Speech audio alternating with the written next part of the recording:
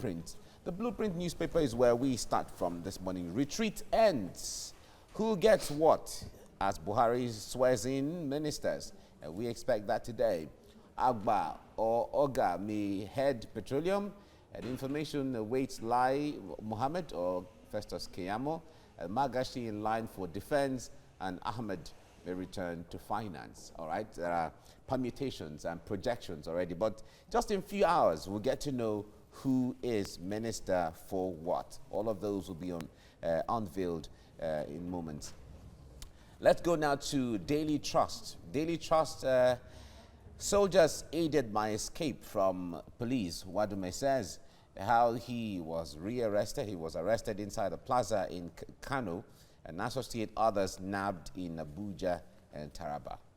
Okay, this is a revelation yesterday when stories broke and a lot of comments from Nigerians. Moving ahead now to Vanguard newspaper. Vanguard says EFCC lawyers clash over raid on Ambode's house. That's former governor of Lagos State. Anti-graft agency attempted to plant foreign currency in ex-governor's house. Lawyers allege it's untrue. The EFCC is saying that. So it's a back and forth as far as that is concerned. Okay, there'll be time for us to look at that maybe going forward. The Daily Times is where we go next now. Daily Times says presidential poll, Supreme Court dismisses Atiku PDP's appeal over INEC server. Says lower court right to have restrained itself from granting the petitioner's application. We've done justice to our petition, Atiku, PDP saying that, and to adopt final written address today. Okay. Moving from the Daily Times, let's go to the Nigeria Tribune now. Still talking about the fallout of the Taraba killing. Wadume rearrested. Suspected Taraba kidnap kingpin confesses how soldiers killed policemen and set me free. All right. You find all that in details of all that in the Tribune. And protest in, okay, talks about protest in Ekpe over EFCC search of Ambode's house. Okay. Let's move on now to the Nigeria News Direct. News Direct says, minister's inauguration, airlines record high patronage and increase in fare. Okay, everyone is trooping to Abuja for the ceremony today. So, okay, that's what you see on the front page of the Nigeria News Direct. Okay, gentlemen, let's, this story will interest Nigerians and interest you as well. Daily Trust, soldiers aided my escape from police, Wadume says. I wonder if the military, if these confessions by Wadume is anything to go by, I wonder if the military will have to apologize to T.Y. Danjuma for the way he was attacked when he raised alarm that military were in collusion with criminal elements. Dari, let me start with you on this.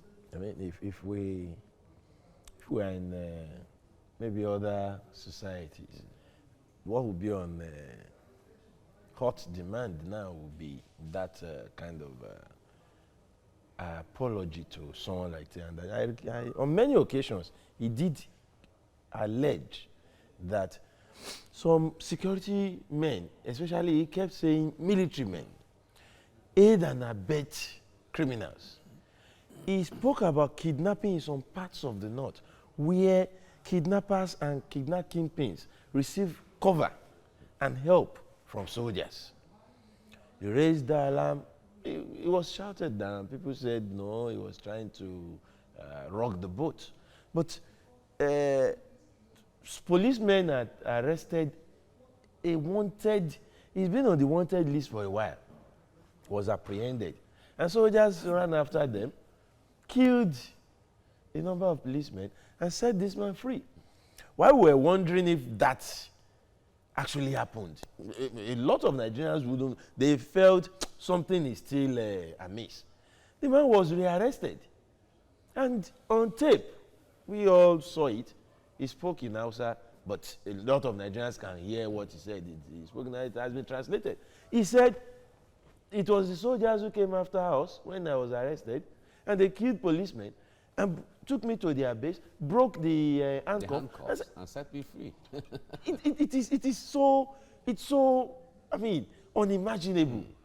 All right. Security men working against each other to help a criminal. Because of want of time, Jide, the military, after some preliminary investigation, came out with a statement, an official statement signed by the military spokesperson, saying that there was an exchange of gunfire after they had received a distress call that someone was kidnapped, and that was why they, you know, what do you make of all of that now when you listen to confessions by the kingpin himself? It's a great thing this confession is coming from a high-profile suspect like this, and of course, like General Theophilus Danjuma retired, alleged, this is an obvious account of the military aiding crime in Nigeria. But whether it will be prosecuted effectively is a different thing. And let's go back to the allegations of General Theophilus Danjuma retired. If he said the wrong thing, by now, in an effective justice system environment, it should have been taken over by the law. So the fact that we just put some probes apart, it doesn't touch on the problems. Now, let's go back to hindsight. You now benchmark this with the Dapchi girls kidnapping and the drama that accompanied it.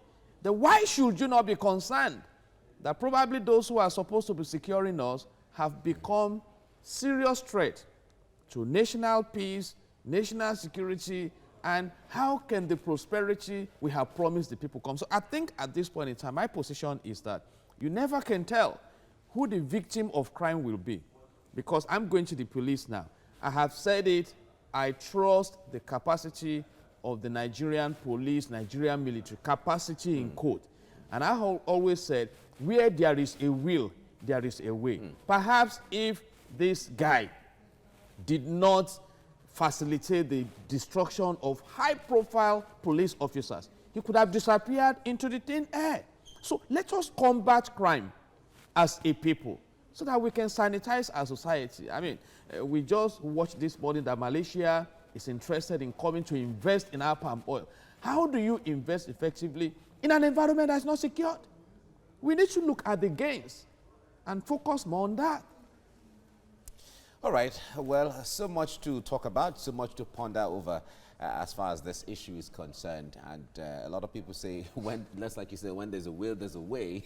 You see, when the military or the police wants to work, there is nothing that can stand against them. The speed with which they got this man arrested is a proof that when they want to work, they will really get it. All right, we just hope that they'll go ahead and prosecute this properly. All right. It's important. We'll leave this here for now. Thank you very much, Dario, for coming on the program. Let's get straight away to the papers, what the big stories are. To review the stories, I have in the studio with me journalist Dario Odufo and lawyer Jide Ologun. Good morning to you both, gentlemen. Good morning. You're welcome. All right, so come along with me as we look at the papers now, beginning with Blueprint. The big story there is on the end of the presidential retreat for ministerial nominees. So who gets what? As President Buhari swears in ministers, Agba or Oga may head petroleum. Information awaits Lai Mohammed or Festus Keyamo. Magashi in line for defense. Ahmed may return to finance. So many projections. We'll see how it pans out. Swearing in is today, after all. The next story is, the next paper is Daily Trust. And soldiers aided my escape from police. Wadume says how he was arrested inside Plaza in Kano. Associate others nabbed in Abuja and Taraba. Okay, so much for Daily Trust. Vanguard is next. Another big story that surfaced yesterday. EFCC lawyers clash over raid on Ambode's house. That's the past governor of Lagos State. Anti-graft agency attempted to plant foreign currency in ex-governor's house. Lawyers for the governor, or the former governor, allege. Of course, EFCC has reacted, saying it's untrue. Let's check our Daily Times. Supreme Court dismisses Atiku PDP's appeal over INEC server that's in the presidential presidential election petition tribunal. The Supreme Court goes further to rule that the lower court's was right to have restrained itself from granting the petitioner's application. We've done justice to our petition, says Atiku and PDP. Both parties will adopt final written address today. Okay, the next is Nigerian Tribune. Wadume rearrested, suspected Taraba kingpin confesses how soldiers killed policemen, set me free, says Wadume. Finally, at this time, Nigerian News Direct, still on the minister's inauguration, airlines record high patronage and increase their fares. Okay, so that's what the papers are saying, but let's stick to the Wadume rearrest. Dario Dufoko, what are your thoughts? It's been called a breakthrough. How would you rate the speed which the police authorities, let's narrow it down to Abba Kyari and the rest of his team now, how they were able to achieve this feat? I expected that they were going to get Wadume. I didn't know it was going to come this quick. This is pretty fast. Yeah, we should commend them. But in doing that, we also must be cautious because this is what they're actually paid to do. This is how it should be. We are commending them now because it has always been the contrary. But this goes on to confirm the common saying here in Nigeria that when the police or any of our security operatives are actually ready and willing to work, they will do it, and they will do it pretty well. And maybe also this concerns their own men. Maybe this also helped, but like Abba Kyari and his colleagues said, they are also giving credit to civilians who gave useful information. So Nigerians should also take part of this credit, and then we should learn from this as when we want the police or the security operatives to work well, we also have roles to play. Those who noticed the unusual movement in areas they went to before they finally made this breakthrough. It was still the same civilians. They were civilians. Those who provided them with the tip or tip-offs that set them moving in the right direction that yielded in the rearrest of Wadume were civilians. So, so this is power. It boils down to the fact that when the civilians and the security operatives work together in harmony, then cracking crime and nabbing criminal suspects will become much easier. Absolutely. Is this how you read it as well, Ajide Ologu? The views of Dario Dufoko also is replicated elsewhere. People say when the police is serious about crime, tackling crime, they actually do impressive work. We have always said that security is everyone's business, and I can assure you the people are always willing, because naturally we need a secured environment. And when it comes to intelligence gathering, it's a matter of our collaborating. But the fear of the people in the past has been that when you give this information, you may even become a victim yourself. But in this situation, we realized that the police became victim of this crime. And I just knew that he was not going to be able to hide for too long. And some other lessons we need to learn is that we have allowed some high-profile crimes in this country that many profit from. If you read some of the reports, that some military officers have made so much money from this man, even society itself we talk about. The civilians themselves are also said. And like Mike Murdoch said, you don't complain about what you condone. So I think as a society, we must begin to readdress our values. If we really want a secured environment, let's set up a culture of integrity. Because if this suspect we call Wadume is not a name. It's just an alias. Why do you mean? As he, what do you mean? He normally says, and he now shorting, just like the Evans also, the kidnap kingpin. How far have we gone with the prosecution? So it's a holistic matter. So as a nation, we must ask a big question.